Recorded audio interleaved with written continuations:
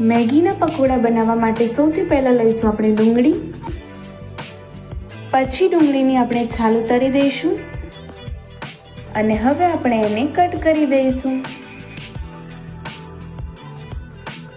જેટલા તમારે બનાવવા હોય એટલા આપણે બટાકા લઈ લઈશું. હવે બટાકાની છાલ ઉતારી દઈશું. છાલ ઉતરાઈ જાય પછી આપણે એને છીણી દઈશું.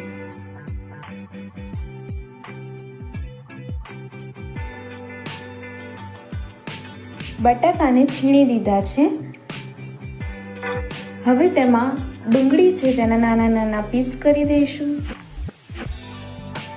ડુંગળીના સાવ પતલા પીસ કરવાથી બટાકાનું છીણ અને ડુંગળી બંને મિક્સ થઈ જશે.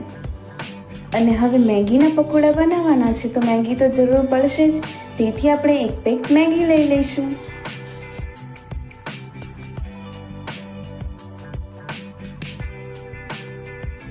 મેગીને કાઢીને આપણે તેના નાના નાના પીસ કરી દઈશું.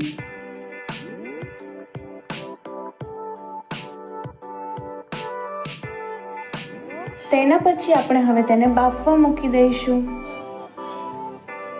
મેગી બફાય ત્યાં સુધી આપણે મસાલો કરવા માટે લીલા મરચાં અને કોથમીર લઈ લઈશું.